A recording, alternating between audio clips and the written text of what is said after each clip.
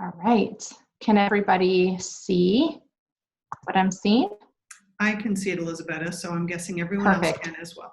Wonderful. All right. Well, as Julie said, my name is Elisabetta Giomo-James. You might hear a little bit of an accent, and my name is a little different. I am Italian, but I have been living here in the United States since 2008. So I did all my higher education and most of my work experiences here in the United States. Really, however, so I have some experience in outpatient mental health care. And then in 2016, I joined the Flanders School District as the Native American Education Coordinator. After that, I was able to join TIE last year. This is finishing up my first year with them. It's been wonderful. But throughout these two experiences, my passion really has been around well-being. So it's been an honor today, earlier in my self-care session, and right now with you to be able to share some of the learnings that I've been able to obtain on my own journey and that I continue to learn. But I also wanted to encourage you, if you are on Twitter and are tweeting about our conference, I'm also on the Statewide Family Engagement Center team. So please include them on your tweet as well. They would love to see what your thoughts are about today's conference so far and this topic specifically. But let's just get started. This is my contact information. I see some of you popped in already on the resources and joined the PowerPoint. So you are free to contact me at any point. I'm very passionate about this topic, and I'm passionate about you and your well-being because I strongly believe that each and one of you and each person in the world really deserves to experience wellness and reach their full potential. So I would be happy to be in contact with you. So learning objectives for today, I hope to be able to introduce you to what mindfulness is all about and also identify some practical ways to embed mindfulness in your daily living. And with that, I also hope that in your role as educator, you can start thinking about how you could potentially apply some of these practices as you continue supporting learning for your students and families. Norms, I'd like you to try your best to be present in honor of mindfulness and remain open. I know that sometimes this kind of topic brings about some reactions about, oh, you know, that is kind of kumbaya type of stuff. So I just thought to put that there as a reminder. And then participate without judgment and without judgment even for yourself. As we will learn, sometimes mindfulness is thought about in a way that causes people to think, oh, I'm doing this wrong, and bringing about self-judgment. So please do not judge yourself through this experience, and respect everybody on the chat, as we hopefully will get some interaction today on there as well. And then also, just because of the times that we are in, I just wanted to validate everybody's experience that we all are going through, and just kind of sharing how I recognize the struggles that this time might be bringing about for all of us as we're trying to navigate a new normal, and we're all grieving something. We may be experiencing all of these feelings that I put on the slide, from fear to stress to hopelessness, and just tiredness, suffering, and so much more. Grieving, I'm thinking even something as simple as loss of the activities. If you're a parent, for example, I'm thinking of that because my son was so excited about joining soccer, but now he's unable to do that. So we're all grieving something, and I just wanted to, like I said, recognize you during this time, and hopefully this presentation will provide some ideas for stress management and support. So we all, mindfulness is just a way to be able to help filling our cup. I'm sure we all are familiar with that saying. Self-care is about filling our cup, and mindfulness can absolutely help us on that journey. In fact, self-care or mindfulness is a self-care practice, And it is about giving the world the best of us instead of what's left of us. So just curious, put in the chat box if you are comfortable with that. What do you hope to gain by practicing mindfulness? Whoops, sorry about that.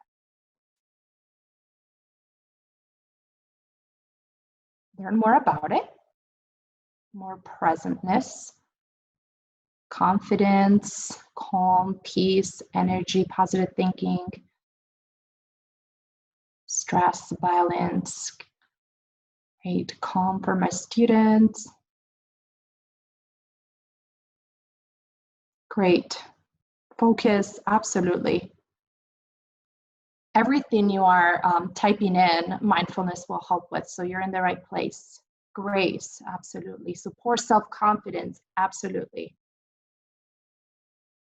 All right.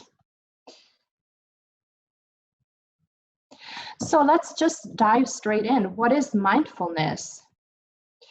I am going to start by telling you what mindfulness is not. It is not a religion.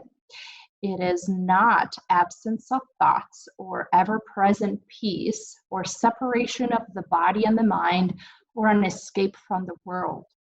For me, absence of thoughts was a huge one because, as you perhaps remember at the beginning, I said, do not judge yourself.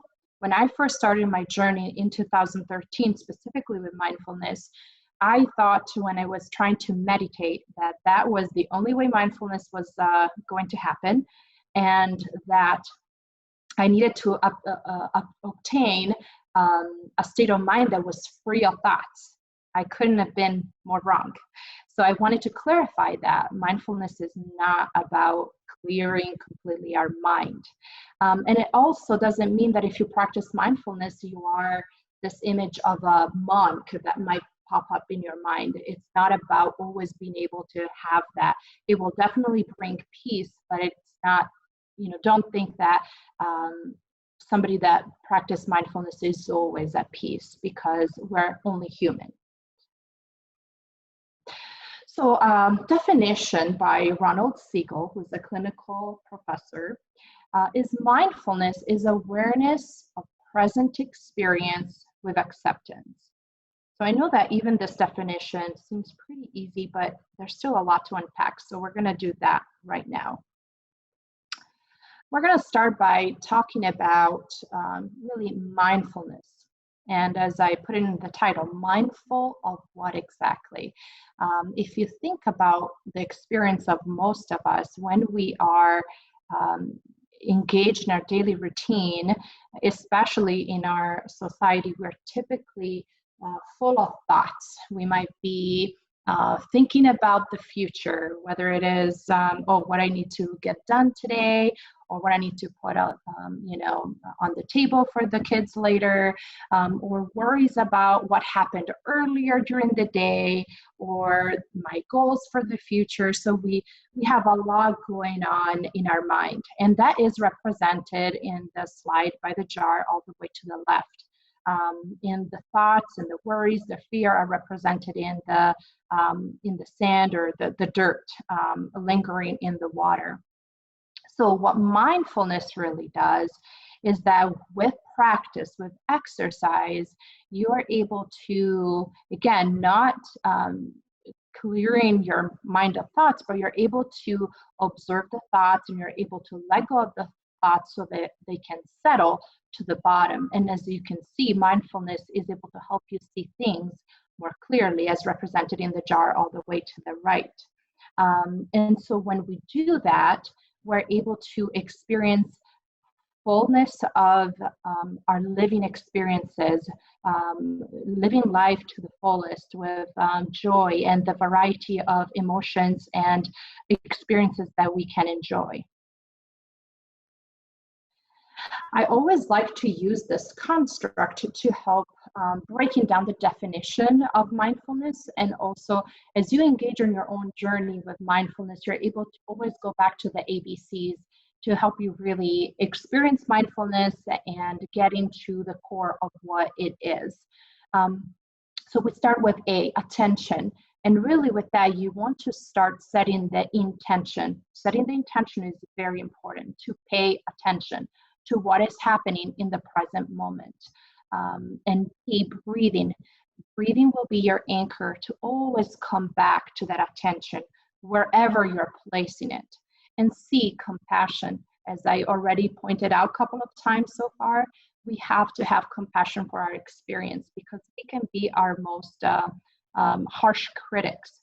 So it's important that you accept the experience without judgment. That is a huge component of mindfulness. And the A for attention, you can place your attention on a multitude of things, as we will see.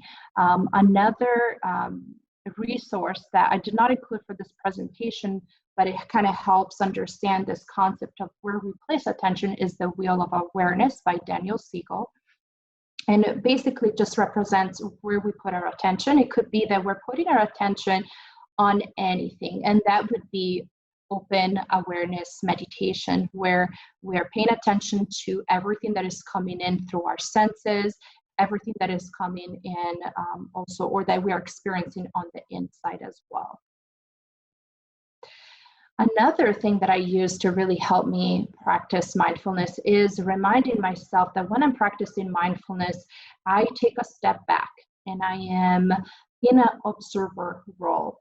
And I use metaphors to really help me with that. And so one that I use specifically is I am pretending that I am watching a movie. So as I am engaged in my life and I'm practicing mindfulness, I'm seeing whatever I'm experiencing in the present, playing in front of me. So try to think also about what metaphors might help you in your journey. And if you start by using a lot of guided meditations, they will help you. That is kind of how I got to this point of finding my own metaphor that works for me. Another one could be that, especially if you're trying to think about your thoughts, to really get a good grip on your thoughts, it could be that as you're practicing mindfulness, you're paying attention to your thoughts. And again, you're not trying to get rid of them, but you're observing them and letting them go. And a metaphor that you could use is as if you are laying down on the grass, looking up at the sky and the clouds passing by, and those clouds are your thoughts. And you're just observing them, recording them, and then letting them go. So what's the purpose really of mindfulness? You guys already pointed a lot of those things out, but ultimately, mindfulness can help us reestablishing ourselves through checking in. It helps us regulating our emotions, and it helps us with clarity of thinking, which that can also help us with having improved focus. And ultimately, it helps us feeling our connections with others and the world at large, which in turn can also result in increased innovation in our thinking and just creativity as well. So I put here the Maslow hierarchy of needs again, because again, mindfulness helps us connect within ourselves and our world around us, and helps us know what we might need to meet our needs so that we can get to the point of the Maslow's hierarchy, which is self-actualization and really fulfilling our purpose, which was I was so excited that our keynote to Jason Berg pointed out this morning in his opening, which was incredible. I recommend it if you missed it to watch the playback later. I bring back the ABCs to just help us realize the benefits and the outcome of mindfulness, and that is acceptance. And I think that is huge. Right now, I'm also getting my master's in social work, and in all my studies so far, even on my journey as I started in 2013 with mindfulness, acceptance is really key for our emotional well-being. So mindfulness really helps accepting our humanness, accepting that we may make mistakes, accepting others as well. So we lose that pressure about controlling others and letting go of the expectations we put on ourselves and others.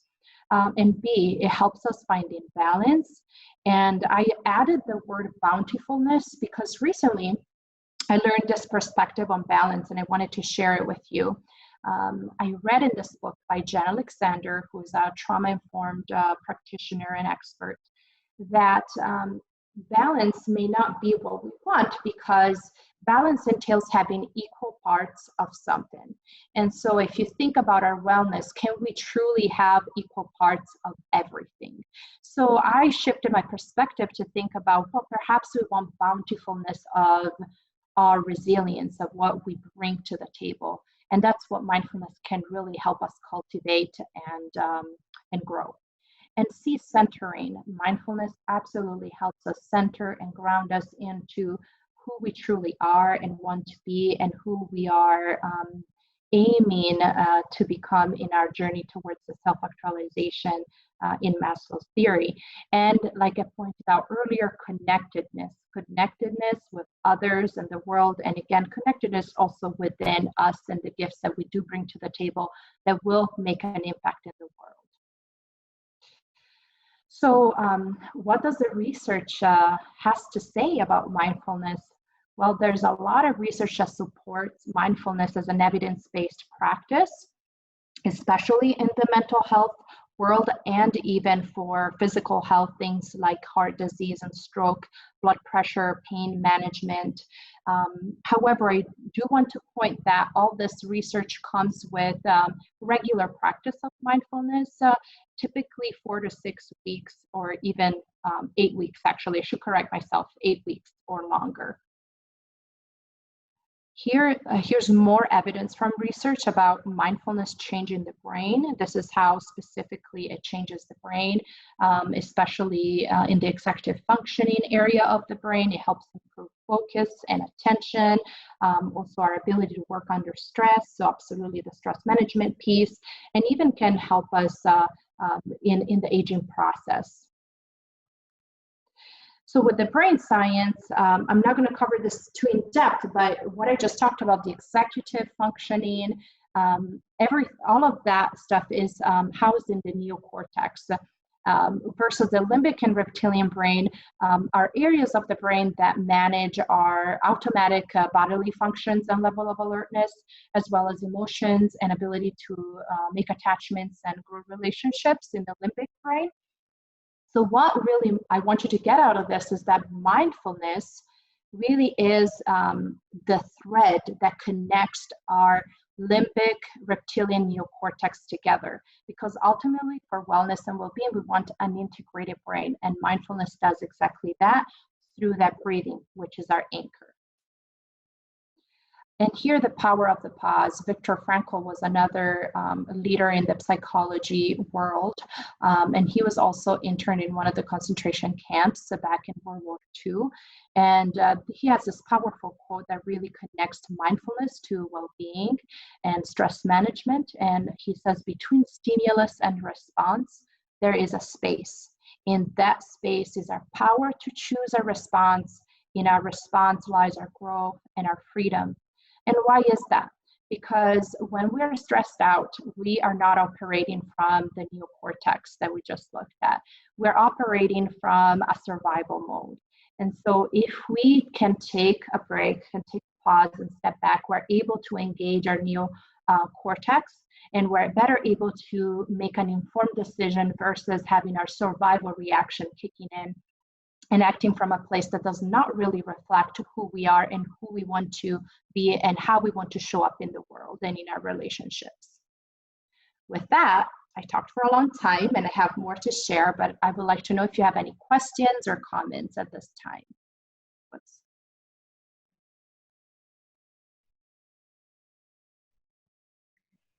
Feel free to drop your questions in the chat, or if you'd like to raise your hand, I can unmute you if you would like to ask a question.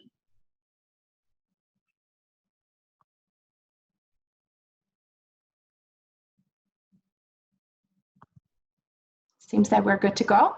It looks like it right now. Awesome. Well, do you have resources for elementary teachers on teaching mindfulness? Is there a mindfulness process we can be practicing? So mindfulness, I'll just take comments just so you can continue to make better. Absolutely, absolutely, Teresa.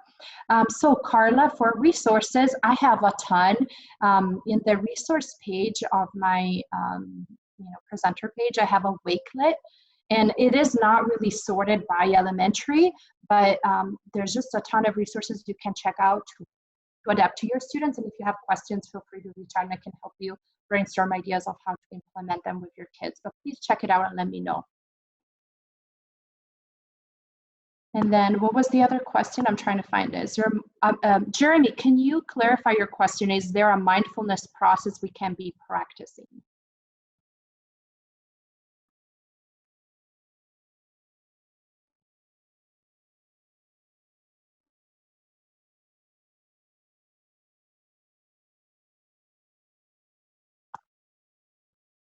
Jeremy, I'm sorry, I don't understand your question. If you could clarify, otherwise maybe I can get to it a little bit later.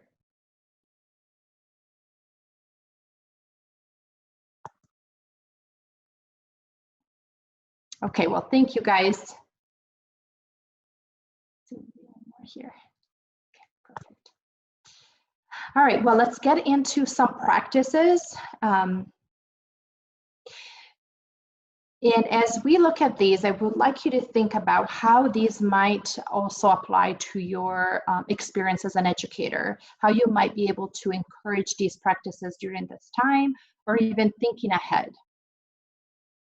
So number one way to sneak mindfulness into your practice, into your daily living, give yourself a hug. What I really encourage you here, because again, you want to remember breathing is your anchor. So this is also a good way to take care of yourself, to connect with your body and how it's feeling. And what I love about this is that you can sneak it in any point during your workday from home, and you can even embed this in your routine with your family, whoever you live with. So you simply, and please feel free to do this with me so I don't feel like I'm the only one doing this. So you inhale as you open your arms. And you might want to hold it here just a few seconds and then exhale slowly. And you want to hug and hold at your shoulders here. And you can repeat this as many times as you like. And with this, I also sometimes like to add some affirmations, basically setting the intention of what I want to experience. So it might be, I inhale calmness, and I exhale worry. So this is number one.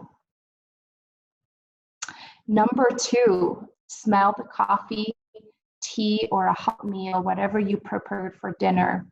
Again, here the key is the breathing, really connecting to the breathing to help you be in the present moment.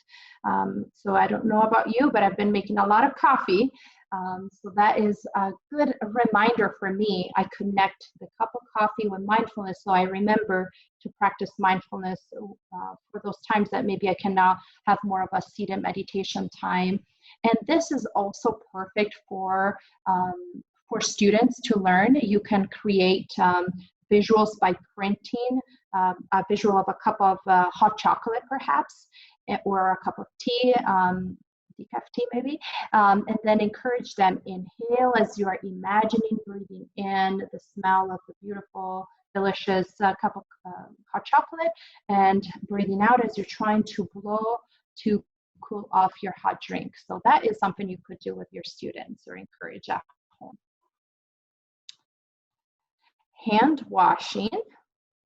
So this one, I have to make sure I have shared my audio.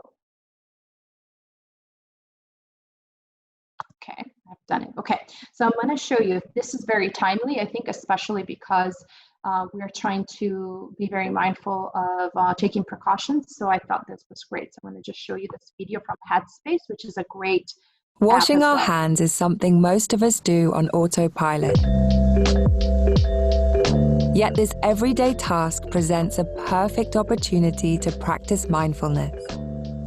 Okay, begin by running the faucet, hot or cold, whatever your preference, and wet the hands, feeling the sensation of the running water covering the skin, but also hearing the sounds of the water flowing from the tap. Now apply the soap, enough so that it will provide enough froth to generously cover both hands front and back. and rub your hands together, palm to palm in a slow, circular motion. Next, interlace the fingers, lathering the webbing between each finger and counting 1, 2, 3, 4, 5, up to 10. And then use the right palm to rub the back of the left hand and fingers, and vice versa. Turning the hands over and over, tucking your knuckles inside the palms, almost in a rolling motion, and counting to 10.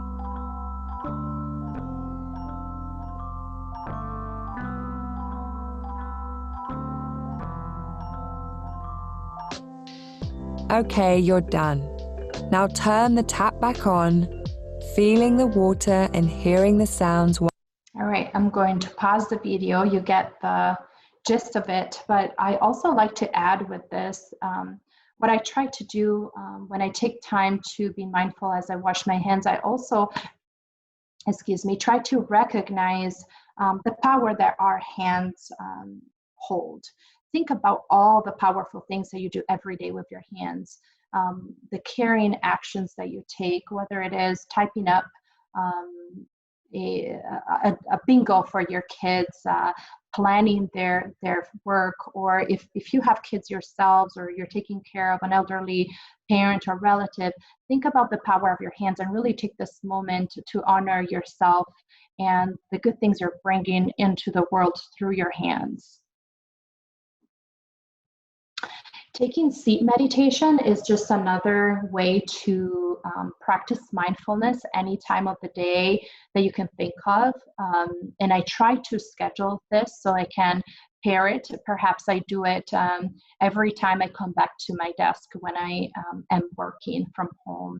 So it is at the beginning, after lunch, and right before I leave for the day. So here you simply, again, bring awareness to your posture and the contact points between your body and the furniture that you're becoming in contact with.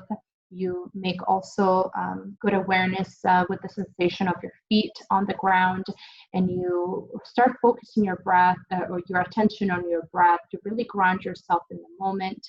And again, I tend to pair these with a lot of intentions so that I can try my best to be connected to who I want to be and the kind of experiences I want to experience in my day. But here you might, as I put down there, really focus on what you notice. Again, it's not a perfect experience.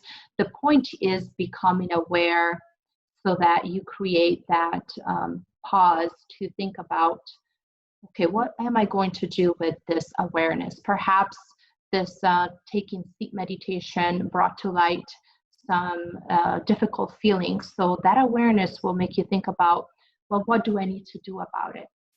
So a construct that I talked about in the self-care presentation is saying I feel and then I need. So this meditation can help you connect to your needs. Again, the bottom part of the Maslow hierarchy of needs. Number 5, mindful listening. I think this is also timely because we are encouraged to remain connected through social distancing, and sometimes we also are faced with living not by ourselves and having to manage being together all of the times. And I know this doesn't apply to everybody, but for a lot of us. So the perfect opportunity to practice mindfulness is mindful listening, which really is simply giving your fullest attention to those that you are interacting with, even if it is through a phone call when you're on the phone with your students and families. And really set your intention to be genuinely curious about the interaction. And the biggest thing here, when I first started practicing mindful listening, I was shocked how much was going on in my head while I was trying to listen and engage in relationships in my life. So I hope this will be a powerful experience for you too, unless you've already been practicing this. But really key, again, it's not judging yourself if you're hearing a lot of chatter in your mind as you engage with others. The point is becoming aware and choosing what to do with that information. The next example is mindful eating, I'm sorry. And I'm going to let the kids explain that to you since they do it best. I usually eat an orange by just like shoving them in my mouth because they're so delicious. I devour it. What if you took it slowly, took your time? What if you investigate your orange like a scientist? Notice what you see, smell, feel, and hear. This little popping noise, like like flowers. It's squishy. Now we're finally gonna eat it, but we're gonna eat it very slowly. You might take a whole minute to just finish one little slice. Open your mouth, put it on your tongue, close your mouth. Try not to chew it yet. Just notice how it feels in your mouth. Notice if you taste anything yet. Now begin to chew one bite at a time, noticing how it changes with each chew. Chew very slowly. How does it taste? Did you notice anything different? It was different. It was more sweeter. I mean, every orange is sweet, but this one is more sweeter. How do you think meals would be different if we ate more mindfully? They would taste a lot better, and you can savor your food. You're just all calm and peaceful, and you're not in a rush. Can you try to remember to take one mindful bite at your next meal? All right. So with this one, I see a lot of applications to learning with students. For example, you could have them write a paragraph about their experience, or you could have them practice figurative language around the experience by writing a poem about it. They could use it as an art project, or even a geometry, because there's so many shapes in the food that we eat. So I thought to share that, and it's just a great opportunity for us too. There is a lot of research out there also talking about how mindful eating can help us from the health perspective and losing weight. Number 7, try a regular meditation. These are just some starter resources. Over here I have a 5-minute breathing space that I recorded with Ty. Otherwise, anything from the Calm app. I know it costs, but they did create some free resources during this time, so the link is in the slide. A loving kindness. I really, really like loving kindness meditations because they really help you understand your connection to the world and to people around you. And I think this is very powerful, especially during this time with COVID-19, especially as we are worrying about a lot of people that might be directly impacted, such as healthcare workers, grocery store clerks, postal office staff. So that's really powerful. Otherwise, the stop meditation, this is a 6-minute version, but there are also like a 2-minute version that I included in my self-care slides, which are up in my resource page as well. Any of these ones here, the Go Noodle or Go Zen or the Fibbleify, these are great for kids. There's some also for teenagers that you could assign, and then just having the kids talk about their experience, maybe even assign it as a family kind of thing. This Fibbleify one, I can tell you it is kid approved from my 3-year-old and my 11-year-old as well. They love this meditation. They keep asking for it. And let me tell you, I usually did not practice mindfulness with them until this COVID-19. So I was really pleased to see how fast I responded to that. Next, start a gratitude jar. This is mine. And as you can see, it's not really fancy. I actually started this before COVID-19. I started it with the beginning of the new year. And actually, this comes from one of the workshops I ran in trauma-informed practices. One of the participants shared she had done this the year before and how great that was during the new year.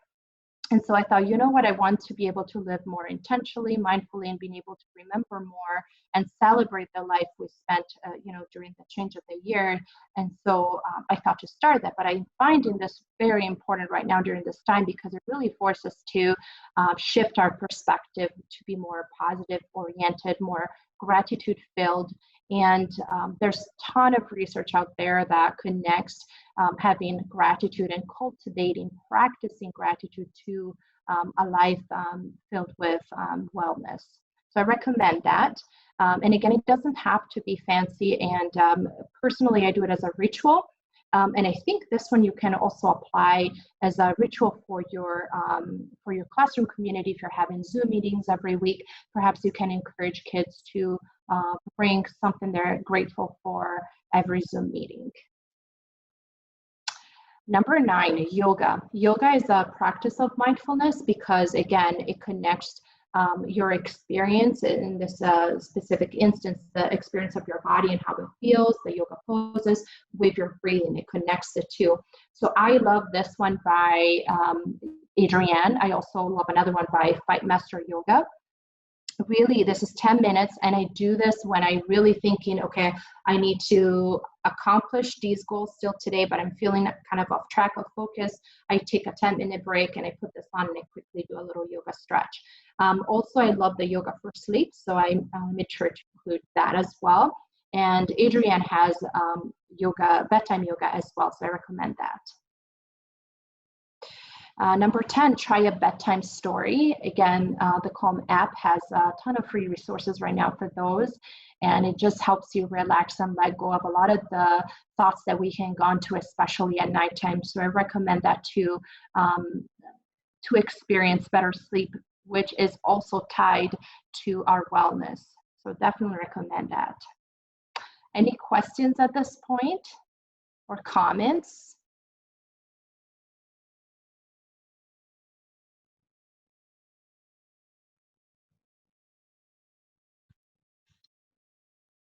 I see some of you already are familiar with some of the resources. Yeah, I'm not seeing a lot of questions, Elisabetta, but earlier there were quite a few folks sharing some of the resources that they have kind of in this genre of mindfulness. So that will be useful for everyone, and we can go back in the chat and link to some of those things. So awesome. Yeah. Yes, painting while listening to music, absolutely. Creativity, like I pointed out earlier, is a form of mindfulness, because any time that you can experience the moment fully, that to me counts as mindfulness, because you are experiencing the present in a full, connected way. Essential oils could be as well. Yes, I use essential oils as well. And I like my blends that maybe are, you know, I use a certain brand that maybe has certain things like protection or awaken. So all of those help me kind of connect to the intention I want to set and how I want to show up in the world. So absolutely. And Elisabetta, we're just at the 10-minute mark, so you have 10 minutes left in the presentation. Just wanted to remind you. Sure, yeah, and I don't have much else. I did wanted to show you guys just the resources. So I will go to that right now for those that maybe need help with that. So you just go to speakers, you find my name, and you can also find resources. If you weren't in the self-care one, you can find a ton of resources here as well. One I want to point out right now, if you would like to feel more connected during this time, especially as an educator, I'm also part of the Statewide Family Engagement Center grant, as I pointed out earlier, and we're having virtual conversation cafes for educators, which have been tremendous. And those are every Thursday at 10 a.m. Mountain Time or 11 Central Time. They're free, and you can register at that link. So that resource is right there. Also, here is the mindfulness Wakelet that I was mentioning about earlier. And I think we have like 30 some resources right now, 34. So over here, for example, we have free Nearpod lessons that you could assign to kids, and they're divided by elementary, middle school, high school level. So for example, if you want to give one to a high school level student, because sometimes we don't think we can do that with them. I'll have to make sure I have that code in there. I'm glad I did this. I'll have to make sure, but these are great self-paced lessons, so I'll have to make sure those work for you. Sorry about that. So here again, the resources from Calm. If you'd like to feel connected, there are live meditations happening for under mindful, also for kids. This was incredible, the online mindfulness class for kids. That was really good resource for kids and adults alike to practice together. As you can see, free resources from Headspace, Insight Timer, Positive Penguins. This really helps changing thinking for kids. Mindfulness activity cards. I just added that not too long ago. So just a ton of resources. Mind jars are a really great tool to help kind of describe what I was talking about earlier, and that can be an activity. All they need is glitter and water and a jar. So that's that for you. And then let me go back to my presentation here.